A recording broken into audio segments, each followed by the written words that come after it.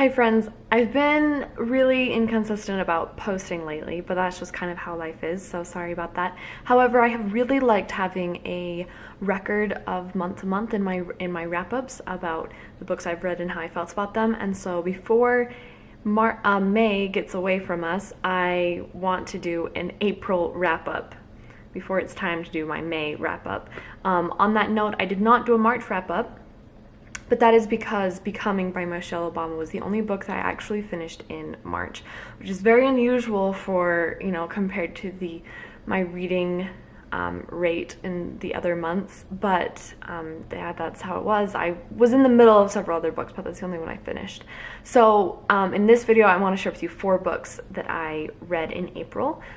These are the books that I still have physical copies with me. 2 of them, the first 2 are art-related books. I made a goal in my spring TBR to read more art-related books, which is a bit broad, but I specifically just wanted to keep my toe in art-related content. So here are 2 books. The first one is Wall and Peace by Banksy. Banksy is a London-based anonymous graffiti artist. However, he is very well known and actually quite valuable. If he tags, if you leave some graffiti behind, it's usually protected. It's, people go there and see it, or sometimes it's even like taken down off the wall and sold in auction. He recently had an artwork, not a graffiti piece, but a piece that he had created, sold at auction, and it shredded itself just after it was sold. If you haven't heard about that, I suggest you look up the piece because it's very interesting. I really like it. But this book, although he is anonymous, he did publish this book. It is mostly photos of his of works of his graffiti. There are a few, let me see, there are a few little essays that he's written, not very many, obviously. There's one. You can see, so there's like a little bit of writing here and there, and I really enjoyed it because it's about, he wrote it, and it's unique to get his voice because he's anonymous. Banksy is very anti-establishment, very anti-capitalist, and something that I learned in this book about him, or at least just came to understand a little bit more comprehensively with him him explaining it, is that he feels that graffiti is not that different than like advertising space, and that it's not fair that corporations who have the leverage of all this money to buy visual communication public space, these advertising space, that it's not fair that they can afford to do that, and that the average person that can't afford to is not afforded a voice in this space, in the public space, and that graffiti is really the way to combat that, to likewise be able to have a voice to share a message when you can't afford to purchase that space. Not necessarily sure if I agree with that, because it's still someone else's property, that you're painting. But that being said, I think I really like the political and the satirical nature of Banksy's work. It's very witty, it's very clever, and very intelligent a lot of the time. I wouldn't say that I loved everything in his book, or even that it contained some of my favorite pieces from him, but it was interesting, and I wouldn't say that this is a good book for an introduction to him unless you just want to see, if you just want to see what some of his artworks are, then maybe so, but otherwise it's not really informative about who he is. If I didn't know who he was before, I might have found it confusing, but I did enjoy it though. The next book that I read that was art related is the Guerrilla Girl's Bedside Companion to Western Art. I have a big sticker on it, so this is not super helpful for you to see, but I got it from Interlibrary Loan, and they always stick a great big sticker on it, and it frustrates me. The Guerrilla Girls are a group of anonymous artists that really became most prominent in the 80s, but they might have been doing work in the 70s, I'm not actually sure. And the objective of their work is very feminist. It's very much about drawing attention to how women throughout history have been neglected by historians, that female artists from history have not been fully appreciated as much as their male counterparts, and that we do not, and as well that carries over into present time, that we don't value contemporary female artists as much as their male counterparts as well, whether that's in museum exhibition space, in the monetary value that their works are auctioned off for, etc. This book is divided into sections, which are periods of art, beginning with classical, medieval, Renaissance, Baroque, 19th, 18th century, things like that. So, and then each one has maybe 8 to 12 artists that are that just gives a spotlight for in this period. So like it's very visual.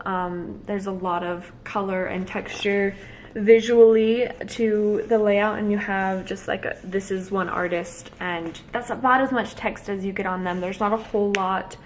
There are these little, these little boxes, I'm not sure, the inset boxes that give you a little bit more. There's sometimes they kind of shake things up like this. Elizabeth Vigil Lebrun, this, instead of just like telling you about her, this is actually a letter from Lebrun to the Guerrilla girls, anyway, so you get kind of her telling about her life. It's very visual, it's very entertaining. I found it really comical, even really witty. Here is a comic strip from Gentileschi, Artemisia Gentileschi's life. I appreciate that this book actually did bring to my attention a few female artists that I hadn't heard of before. Some of these women were a little bit more obscure than I was familiar with, and I really appreciated that. It gave me several to bookmark and to look more into. I also really appreciated that there was a differentiation, that the Guerrilla girls were calling out that in some cases these women were underappreciated because of the predominantly misogynistic, male-favoring, systemic structures to their societies. But in other instances, some of these women, even from like the Renaissance time period, the Baroque time period, even way back then when they were at a huge disadvantage, these women were still proficient. They were household names in their time period. They supported themselves on their art. Wealthy kings and lords all had their artwork, but that we don't appreciate them equal to the amount of praise they got in their time period because historians have failed us, art historians, and that sometimes we need to think critically about the fact that the earliest historians had preferential treatment. They had subjective opinions about what they thought was good art, but the earliest historians gave us a canon in many ways of the work that we see as most elite, and we take that as subjective, and we take it as objective, but it actually was more subjective, and it was very subjective against women. And I think that was articulated and communicated in this really well. I really like this book if you're remotely interested in anything on the crossroads of art and feminism. It was really entertaining. It was easy to get through, very accessible, and well done. I liked it. I liked it a lot. There are 2 more books that I happen to have physical copies of, which I rarely do. So here's the other one, Ice Palace by Tarjei Vesaas. This is a Swedish translated work. That apparently is a Swedish classic. I don't know if that's true, but or if that's just marketing on the back. But this story was very interesting and nothing like what I expected, but I ended up really enjoying it. The story is of 2 young girls. I want to say they're 11, Sis and Un. It's a fiction book, of course, and Sis and Un are 11. Un moves into Sis's town. Sis is very outgoing and Un is very quiet, and they, from kind of a distance, like realize that they're like they just feel really intrigued by each other, and they end up hanging out for like one day, and the back of the book describes them as having an intense friendship, but I felt like there was pretty clearly some like strong sexual tension between these 11-year-old girls, which really took me off guard. But anyway, then on the next day, wanders out to see the Ice Palace, which is a waterfall that has frozen over, and she does not come back. And this book is really about sort of the rest of the winter and Sis coming to terms with that. Like I said, it was not what I expected, and so I think it took me a little while to really get into it and realize what the author was doing, and sort of the metaphors and the levels in the writing. It's very kind of cold and sterile and brisk writing, but really potent. There's a lot in it, and it wasn't till I got towards the end of the book that I started to realize there was so much more going on here than I think I'd given it credit for or was watching for in the beginning. And I was sad that I realized I was missing out on so much. I think that this, immediately after I finished this book, I knew that it was the kind of book that would grow on me with time, and as I'm talking about it now, I would have to agree it has grown on me, and it's one that I want to go back and read again, because I think I really didn't appreciate everything that the author was doing at the time. But it's a very unique book. I don't expect this to be the kind of book that everyone would like, but if it sounds interesting to you, yeah, it was very interesting. It was very dark at sometimes. It was very just captivating. The writing just felt so atmospheric of this cold, icy, Swedish winter. Yeah, this was a very interesting book, and I think I really liked it.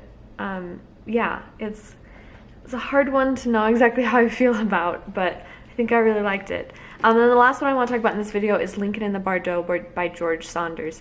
I was really excited to read this book, and when I finished it, and still till now, I'm not sure exactly how I feel about it. It's an interesting story. It's about the day and night, mostly the night after Willie Lincoln dies, Abraham Lincoln's son, and this is during his presidency, and so Willie Lincoln is put in a tomb just near the White House.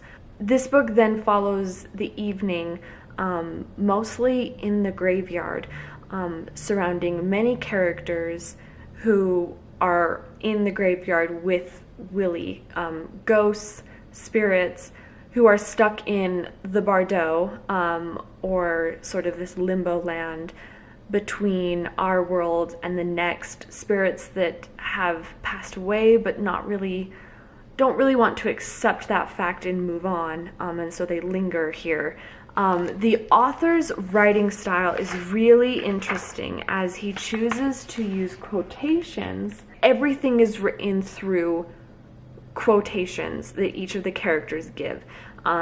When we're in the graveyard, those are characters. When we're getting sort of like an overview, sometimes those are clippings up from like newspapers or biographies or historical writings from people, like contemporary people who were there present and making observations about the funeral or about the party that was at the White House the night that Willie died, things like that. And so you have these really interesting instances where there's not like a one narrative, like you get one source of information, but there's so many that it's kind of very confusing, and you don't know exactly which one to trust. It also has this interesting effect that I felt like dropping in on a conversation where everyone is talking at the same time.